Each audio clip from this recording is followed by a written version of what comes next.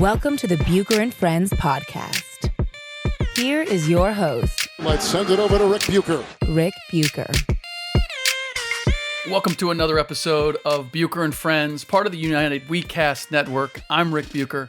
You can read my stuff on Bleacher Report and at Rick Bucher on Twitter. You can follow the show on Twitter and Instagram at Bucher Friends. It's a Wednesday, which means that this is the day that I invite a special guest into the show outside of Will Blackman, my usual partner on Mondays and Tuesdays, and Ryan Hollins on Thursdays and Fridays. And today I'm actually inviting two people in, two special people, Steph Curry from the Golden State Warriors and my daughter, Chance. And the reason that I'm doing this is a little bit of a different show. So by now you've heard about Steph. You know who Steph is. Yeah, I hope you know who Steph is. And the 9-year-old girl who sent him a letter asking why his shoe company, Under Armour, the company that he has a shoe with, didn't have his shoe, the Curry 5s, I believe it was, in girl sizes. And Steph wrote her back in the same handwritten block letter style, and almost everybody saw it as more evidence of how supportive Steph is of females in general and girls in particular. He wrote her back and said, it's a great idea. And the next thing you know, you look on the website and Under Armour has girls' sizes, has his Curry 5s in girls' sizes. Now, they may have been boys and they just relabeled them, but hey, the fact of the matter is there's a 9-year-old who wrote him. He wrote her back directly, and voila. Now, some chalked it up to him being the father of two young girls, but there were a few cynics out there who figured he was just being a shrewd businessman and saw an opportunity to bolster his reputation as a good guy and sell a few shoes. And I have to admit, look, Steph has already demonstrated in a variety of ways. He did a piece for the Players Tribune talking about empowering women. So we already knew that we already know he's a good guy. We already know that he's a thoughtful guy, and clearly with whether it's supporting his wife and her cooking aspirations or involving her in a variety of things that he does on social media, it was clear or has been that Steph is an all-around guy. And so this was just more proof of the same. Now, there were a few cynics out there who saw it as well, but this is also an opportunity. And I have to admit that was one of my first thoughts. I didn't fault him for it, but I couldn't ignore that he was creating one fantastic grassroots commercial that was sure to go viral, as it did.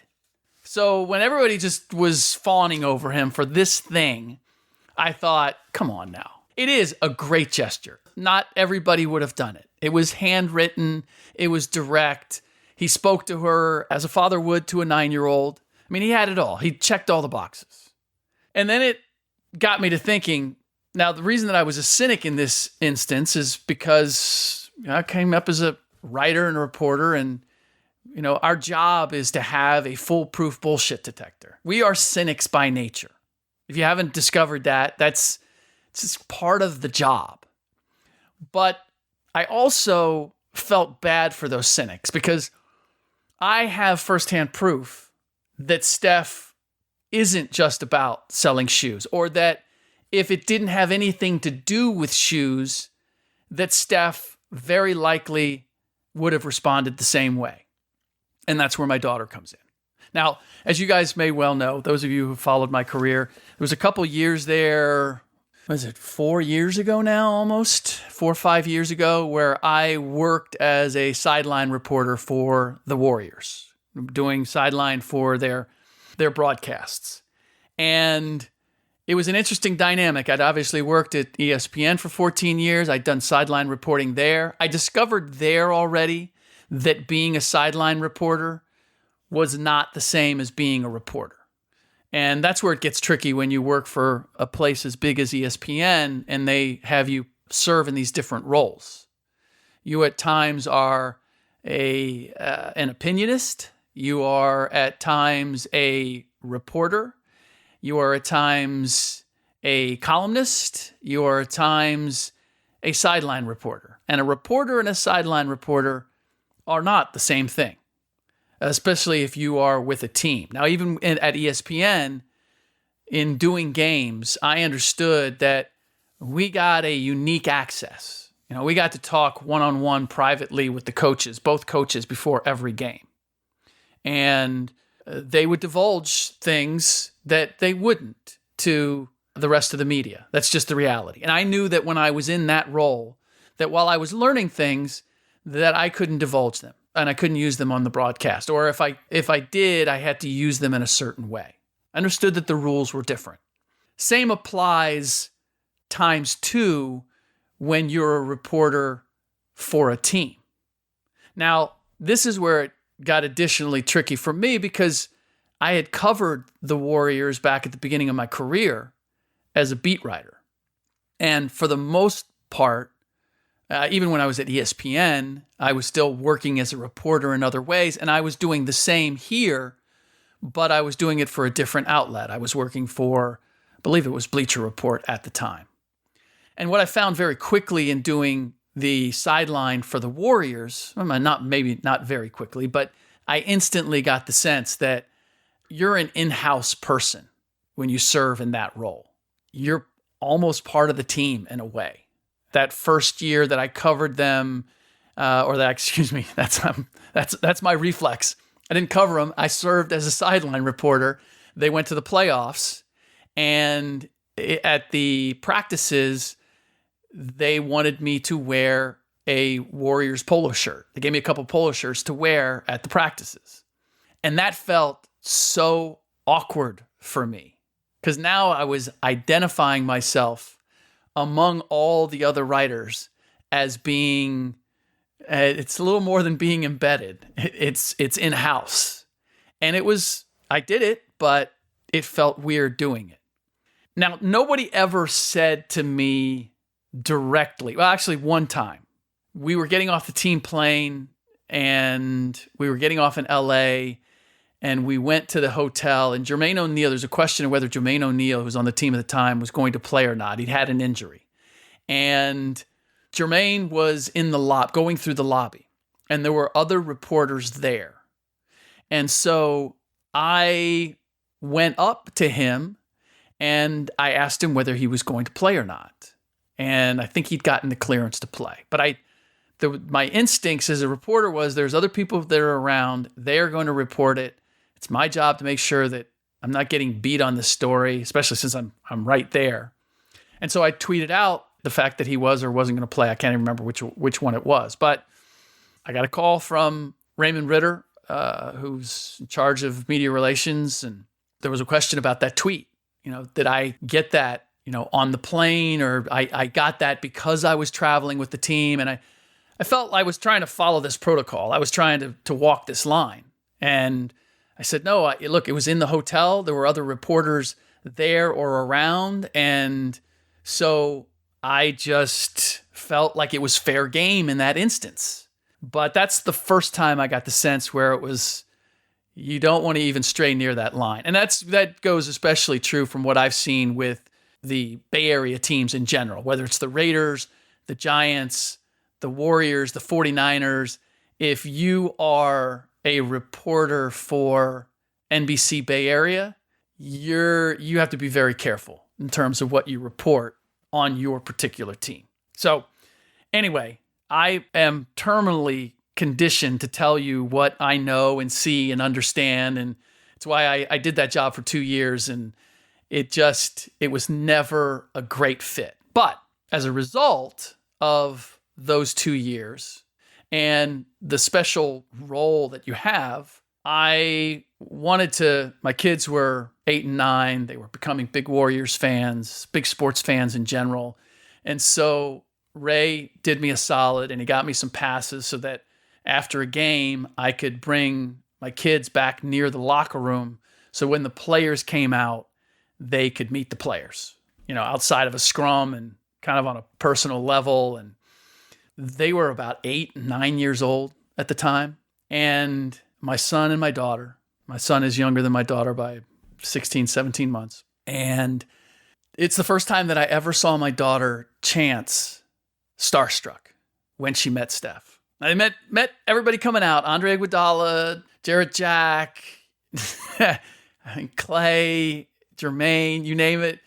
But Steph was the one where I saw something happen to my daughter. And as we're walking out, she kind of grabbed my arm and she looked at me and she said, I just met Steph.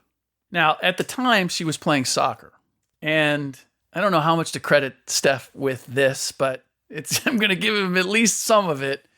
She, not long after, said, show me how to shoot a basketball. And she started playing. So not long after that, I think it was Steph's birthday. And she again knew, my access. And so she wanted to do a video wishing Steph a happy birthday. And this is her, the second voice in there is my son. But this is the audio of that video. Happy birthday, Steph. And in honor of your birthday, I scored the first 2 points of our game and the first 2 points of my career. Oh, Steph, by any chance, would you need a splash sister? All right, so I showed that to Steph. And now there's a lot of guys who would look at that, say thank you, or do whatever. Steph, in this instance, did a video to give or show to Chance, to return the favor, if you will. And didn't have to do it. I don't remember. Look, this whole thing for me, again, was a little bit awkward as a dyed-in-the-wool reporter.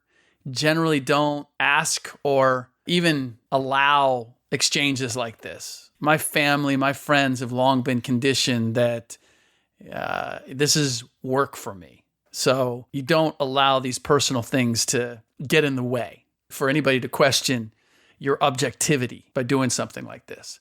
But I will say, there's also being a dad and the things that will give your kids a thrill. And certainly this was one of them. So that Steph would do something in return, I certainly was not going to turn down that opportunity to have that for my daughter. So this is Steph's reply. Hey Chance, it's Stephen Curry. Thank you so much for your happy birthday video. It meant a lot. Great idea to have a Splash sister. You can have a big old family of Splash siblings. So keep working on your game, keep playing, have fun. Thanks for the video too.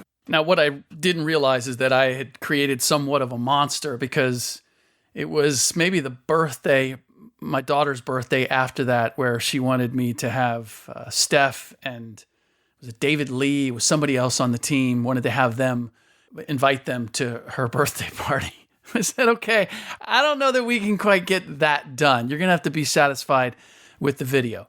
Nonetheless, fast forward, she's now in high school. She's a sophomore in high school, starting two guard on her high school team as a sophomore, and is a shooter. Could make a run for a spot as a Splash sister.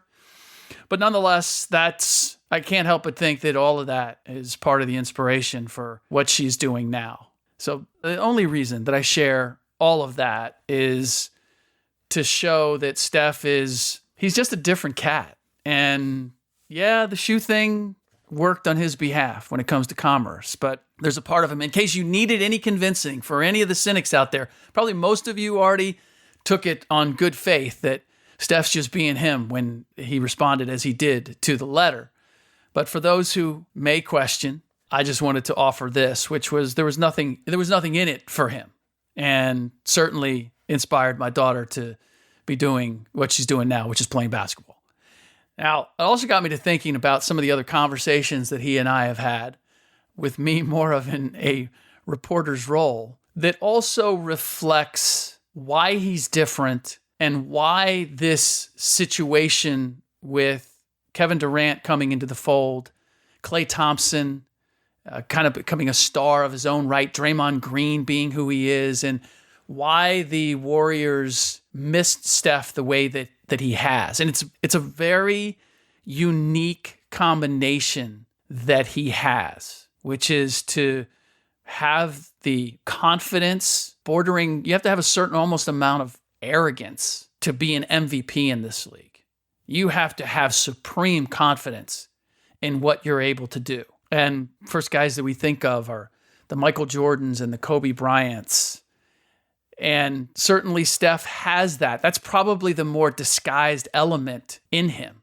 The baby-faced assassin, as some call him. But there's also that other side of him that allowed the whole dynamic with KD coming in to work. And a conversation that he and I had about MVP and the MVP award versus All-NBA first team, which I didn't realize until I went back and listened to the recording again. He actually instigated the conversation about the value of MVP versus a certain number of All-NBA selections.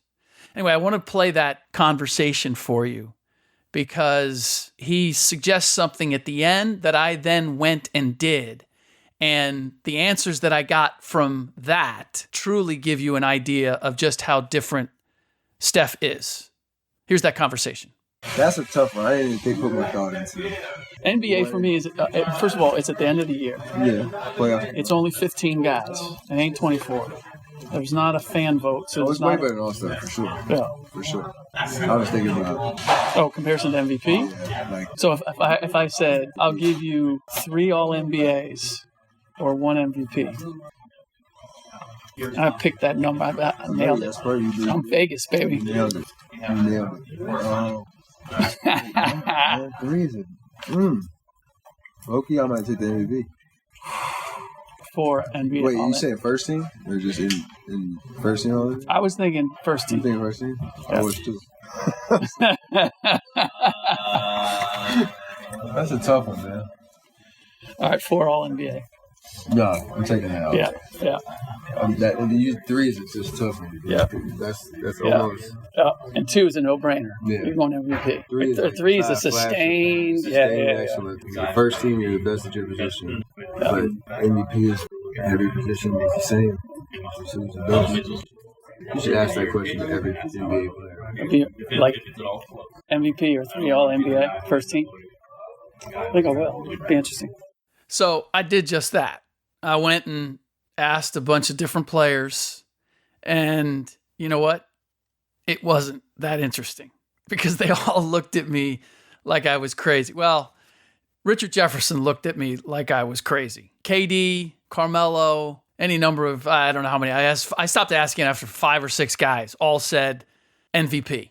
They were like, you're the best player in the league. Why wouldn't you want that? All NBA first team 3 times? There's only 1 MVP in a year. And I get that. I totally get that. And I reported back to Steph, and he laughed, but it really didn't change his perspective. And I don't know what this is. I don't know if it's, I would imagine that some of it is that he started his career and he couldn't stay healthy. And there was real questions about, can he just have a career because of his ankles? His ankles would just, he'd turn one just running up the court. Or having a dad, Dell, who played in the league, or having a brother, Seth, who's in the league and is playing but hasn't had the same level of success. Steph has this clear vision of who he wants to be as a player. And I almost want to say how he wants to be perceived as a player, but that's just it. It's not about perception. It's about his vision of what he wants to accomplish and what he's striving for, which is just sustained excellence, to be regarded as one of the best in the league. And that's where, for him, the idea of All-NBA first team and that sustained excellence and all that comes with it for your team, your collective success, means more to him than that shiny bauble on the top of the tree, MVP, because that's 1 year. So I understand his perspective too, and I appreciate it. I don't fault anybody who says, and as Richard said, well, of course he can think that way. He's got 2 of them. He could give one of them away for 3 all NBA first teams. And that's not what Steph was after. This wasn't a bartering. I already got these in my bag. But it does give you a sense of why it was able to work. Because when KD came into the picture, or Draymond has blown up and become what he's become, is that Steph wants to be regarded as the best point guard in the league, for sure. That's what he's aiming for. But it's really about what that means. So KD comes in, he's an MVP, he's MVP of the finals. That genuinely, it just doesn't land on Steph's radar. He's not threatened by that because he's not about how you perceive him. It's about, is he getting the most out of what he has and who he is? And is he being a success? And he's not defining that by being an MVP. Now, I did wonder, having won an MVP, if his perspective of it had changed at all. And this was inspired by something that Aaron Rodgers said, that when he won the Super Bowl, he thought, is that all there is? You get to the other side of this thing that you've dreamed of accomplishing. And certainly Steph had aspirations to be MVP. But you get it, and then you realize, oh, okay, I put blood, sweat, and tears into making this happen, and it's great, but it's not everything that I thought it would be. And some of that has to do with, as we've seen over the years, anybody who's followed the NBA, there are narratives in politics, and Steph and I talked about it. Steve Nash, in my mind, the third year, he won the MVP 2 years in a row. The third year was actually, to me, he played his best basketball. He was the most dominant version of Steve Nash. And that was the year that Dirk Nowitzki won it with the Dallas Mavericks. It happened to be a good friend of Steve's. But there was a narrative from the beginning of the year that, well, winning 3 in a row would put Steve in very rare company. And he wasn't that good. He wasn't a player that deserved that kind of recognition. He wasn't in that pantheon. So he didn't win that third year. And obviously, Kobe had years where he didn't win and only ended up winning one. And you can go down. Karl Malone won one a year, and I remember distinctly it was like, it's time. He's due. And you're like, wait a minute. This isn't a life achievement award. But those narratives would develop, and ultimately they had an effect. So I want to play one last piece for you in my conversation with Steph. And he talked about being in the conversation for MVP. And this is where other guys did talk about this as well, because knowing that it's really kind of out of their hands, the players' selection of an MVP that got a little heated and questionable. And so last I checked, that they had either muted that or they were downplaying the way they selected it. I think they changed the name of it, if I'm not mistaken, to like most outstanding player or something, so that it wouldn't be a referendum on the players having a different view. And I think it was one of the years that Steph won that James Harden was selected by the players, and that kind of created a conflict or controversy among the players, and the NBA Players Association that came up with the awards didn't want to inspire that unrest among the troops. So they changed it. But there is something about being recognized by your peers. And certainly that means something to Steph. And here's what he had to say about that. Having won it, like you achieve it, you get it. You can kind of check off that box, right? And then you get a feel for everything that comes with it, and whether it, I don't want to say devalues it, but kind of puts it in a place where you go, okay, I got that done, but it doesn't mean the same thing to me now that I've had it, and I see that all the, kind of aware of all the politics that goes into it. Almost in that context, it almost just is like the top 5 vote getters. If you're one of those 5 every year, you're good. It doesn't matter. Yeah. Obviously, you want to win it. Yeah. First and foremost, but all those other narrative stuff include those guys that are clear-cut ahead of the pack. If you're in that type of bad group, and you're staying healthy, you're playing at a high level, you're consistent, doing whatever. That's the part that I value the most from a player. Like, I want the respect to my peers. Yep. People feel like if I see stuff on the court, like he's nice, he's nice, he can play, he can move. That all kind of takes shape in the final 5 vote getters or whoever the case is. So is that who you vote? You vote first, second, third, right? No, you pick 5. You do pick 5. Yeah. So yeah. You're part of that group, whether you win it or not, that specific year, that's where it starts to get confusing. Yeah. Right? Like if you tell James, like, you played amazing these last 3 years, you gave it all you had, your regular season, in that conversation, you get MVP, you had to win it. You tell him that, we all know as players, like, he's nice. So he knows he's a gamer. He's one of the best players in the league. I don't think that changes his perspective of himself. Sure. It just, he knows he wants to win it at some point. Yeah. It's about to happen. I don't think that means the last 3 years they got it. So you said you'd like to win it again. Like, I mean, is it? I'd like to win it again, but I don't have to win it again. I mean, how do you? If that's that doesn't do that not winning it again does not mean that I'm not amazing in my career when it comes to what I'm able to accomplish from a team perspective. Just how I feel like I've played every single year. It's easy for me to say that I haven't won it. Yeah. That's with everything, though, right? That's with the rings too, right? I work the exact same, even if not even harder, with the perspective that I have a lot still to do. That means MVP, but I can still end the season smiling and proud of myself and what I was able to accomplish in my team. If I don't win this season, I don't get those top 5 guys or not. It's not the benchmark. Sure. All right. That does it for this episode of Bucher and Friends. I told you it was going to be a little bit different. We could subtitle it Conversations with Steph Curry, co-starring my daughter Chance. Tomorrow's podcast, we will get back to our regular programming. Ryan Hollins will join me, and we'll discuss, among other things, Markelle Fultz and the diagnosis of his shoulder issues that are putting him on the shelf for the next 3 to 6 weeks. We'll also get into the San Antonio Spurs. Are they done? Couple of really lopsided losses. Are not looking inspired.